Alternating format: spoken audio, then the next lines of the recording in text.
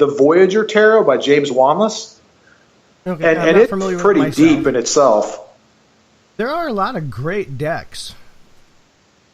I just find, initially I thought I would have a problem because I'm very linear when I look at things. Right. So getting past the whole linear part for me what was a big thing, with the bone set, because I've always been the linear reader. Right. And I have to get out of my own head and just let things speak, which for me was a difficult thing initially. Well, the way I started was kind of so non-linear that you couldn't even, what happened to me was I went, and this is, talk about divine timing, I went to California and saw Michelle and cast, and came back from California, and I'm living in Texas, and I had cut the grass right before I left. Now, this is a weird story, but not really. It's not weird. You're talking about bones. So, I cut the grass before I left. I got home. I was gone 5 days. I got home. It rained for 5 days. And then a couple of days it dried out. The lawn was really high. The grass was high. So I had to cut it. It was coming to that time where I had to cut it. Lo and behold, in the back corner of the yard, I found a dead cat. Not just any dead cat, mind you. Just a skeleton and a skin. There was nothing left of this cat. And the thing is, this cat wasn't there 10 days before. So I don't know where this cat came from.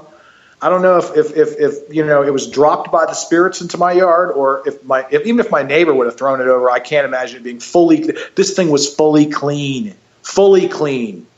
Like there was nothing weird, no sinew, no muscular, nothing, just bones.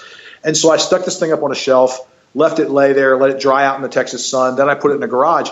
And then the way I decided I was going to read was I was thrown into a situation where I had to go to a family reunion for a non-family member by marriage, which I'm no longer with. And what happened was, I read these. I said, well, they love to drink. That family, they love to party and drink and stuff like that. And I'm not really a drinker. And so I thought, well, what am I going to do? And I thought, well, I'll just read bones. And I don't know what I was thinking when I said that. Obviously, something else was coming through. And I did 11 readings in 3 days, and I got so much dramatic response from the people that it was successful. And two people in particular. One was very troubled, who walked away, a completely different person, and one who watched his son go through a real change, who pulled me aside and told me, "You better keep doing what you're doing because you're really good at it. There's no way you could have known any of that stuff." And I to this day I marvel at that. I feel like it was destined almost to happen. And so you talk about looking at things in a linear fashion. I'll tell you right now, I made a couple of note cards, for what some stuff might mean if I got hung up, but I never really pulled them out. So I just threw them down and said, this means that, and that means this, and that's how it goes. And they were like, what? Speaking of linear, RK in our chat room says that he's super linear too and wants to know, if there's any tips or exercises or anything that people can do to get out of your own head so that you can get away from that linear thought processes. I don't know, man. I just kind of what I would say is I would take a piece and sit with it. I would almost tell people to do the same thing that I would tell somebody who wants to learn tarot to do. Take a card, or in this case, take a bone or a piece, and work with it every day and let it speak to you and let it tell you what it has to say and what it means, because we may not, because the problem is our own minds limit those meanings on those pieces. And we may sit there and go, okay, you mean this. And then we throw it and we go, oh, wait, it doesn't mean that. It means this. Yeah. I think one of the biggest things for me was actually doing a bone journal. Yeah, that's another thing too. I really, that's another thing I did as well. Like I said, I started out when I started out, I made flashcards in case I forgot. Well, the other thing I did was I took pieces and I put them in a journal and I wrote down every specific meaning I could think of at the time. And then I left plenty of space so I could go back and add to it. And I really did this with like throwing, like sometimes, I don't know, we haven't talked about this yet, but throwing on a pelt, like, when you throw on an animal pelt or a skin, there's a lot more layers of meanings you can add to that. And so, yeah, that's a great idea. Journaling is good for everything in life, I think. And I don't do it enough, I'll admit, but with pieces like that, yeah, because it's not just what you see on the surface, for sure. No, and it's not. And I found also that when I do a throw, because, there are people that will ask questions and then throw just a handful. I can't do just a handful. I have to do the whole, everything's got to go down, when I throw. But I also found that taking pictures, taking pictures of the actual reading and either printing it out or, putting it online or saving it onto your computer so you can go back to it and reference the physical images of it. Right. Going back to your journal or print it out and paste it into the actual journal itself. That's a great idea. Because it gives you time to go back and look on, okay, so I was looking at, work situation for the next couple of months. So here's the picture that I had, and I'm coming back to it because, we don't always remember one reading to the next, especially when you've got, 100 and some odd pieces. Oh, I don't remember them. 3 days is about my max unless they're really traumatic or dramatic. Yeah, and it's one of those things that I found that when I started doing that, my linear issues started going away because I was no longer thinking card reader. I have to read this, and this. Right. For me, it's a lot of, you also got, and the reason the pictures are a great idea, whenever I do a reading, I always send a giant pile of pictures to my clients. I take a lot of pictures, and I might take 20, and I might send them 15. And the reason they don't get the other 5 is because they're terrible or they're doubles, But I always send them, and I have them. I have a file on my phone alone that has about 600 pictures of different readings. And I finally learned that I need to put a separator in between each picture, in between each reading, so I can really tell, because sometimes they look very similar. A lot of times I look back on them, and there have been a handful of times where I have called a client back and said, you know what? I want to tell you something I saw that I missed, because I'm human and I might miss it. And only once or twice has that really had a strong bearing, but I'll tell you, that's a great idea. That's a great idea. I go back now and look at those readings. Like, I'll have a client come back and I'll be, well, let's look at your last reading, because I'll now put that all in the journal, with as much information as I remember saying. And I say, well, from the last time you were here, this is where we were at. And this is where all your pieces landed. And we'll take another look at the same situation and see how the changes went from one reading to the next, and how the pieces changed and what influenced those particular changes. From the therapeutic side of things, showing them the what's the word I want to say? The map of how they got from point A to point B. Right. And where the waypoints were put. Mm-hmm. I think also is a phenomenal thing to be able to show a client so they can see it.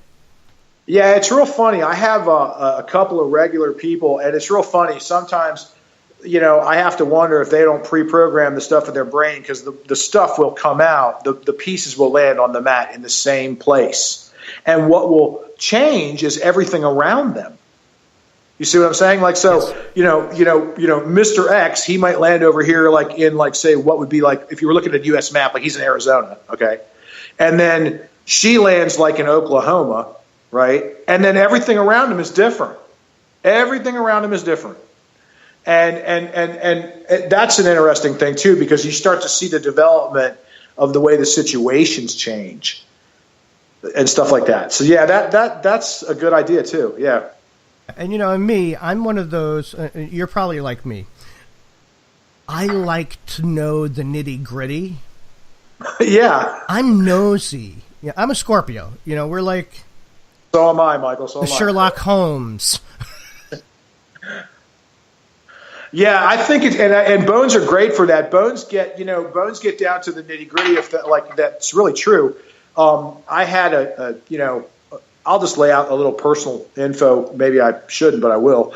I had a situation where somebody was lying to me over money, and it kept showing and kept showing, and they kept saying, "Oh, no, that's not the way it is." And literally, lo and behold, that is the way it was. And they finally, they ran from me and would not even, at the mere mention of a reading, it was a bolt out the door, an argument, a subversion, because I saw it over and over and over again, the same exact thing.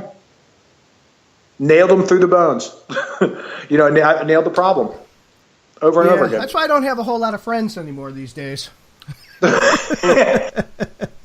It's just like, look, this is what my cards and my spirits or my bones and my spirits are telling me. And you cannot tell me different. I'm kind of a loner anyway, so it's okay that way. But I will say I do love return clients. I love the ones I have. They're just great people. I've seen some amazing changes in people's lives that I don't. There had to be spiritual. There had to be a spiritual slant in their coming to me over and over and over again, and their development for them to make the changes they did. There's no way that I couldn't have done it. I may have steered them along a path, or the spirits may have used me as a concierge or whatever to sort of steer the person in that direction by telling them what I saw. But I've seen people make amazing changes. Amazing changes. And for me as a reader, those are the clients I love. Mm-hmm. Yeah. You do have a few that don't believe it. 5 return people that I can sit and watch their progress, watch them grow, elevate, change. I would trade any reading I've ever done for somebody for 5 of those people. Only for that reason is I like to see people change. I like to keep track of their progress. The one-timers, they get their reading, but then I don't hear from them. I don't get the chance to see what Spirit has done in their life. And for me, that's a big thing, like it is for you, is right. Seeing how wonderful Spirit works with a person, and how that Spirit works with, or how that person works with Spirit together, to better their life. That, I think, is what keeps me doing what I do. Yeah, I think for me, I will say that there was a time when I did, and I'm almost ashamed to admit, I did parties. It was only one. It was a I've done those. Party. It loved me. And there were people at those parties. I did 3 of them. I did them 3 years in a row, and there were the same people that would come back. And it was really cool to see 3 years later, or a year later, the transition of these people over a 3-year period of time was amazing. It was really, because a lot of stuff can happen in a year, and it was really amazing to see these changes. It really was, and my readings are so dense and so thick that they've been likened to 6 sessions with a therapist, like in an hour and a half, which is a compliment and a bit of a mind blower. But I've seen people come in and just be like completely blown away by what I've pulled out, and it's just what fell. This is what fell on the mat. Yeah, but you also have a psychology and counseling background too.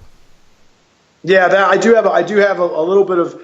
I have the counseling stuff has always been, I would say, almost going to say armchair, but I've done some volunteer work. I lived in Louisiana during Katrina and Rita.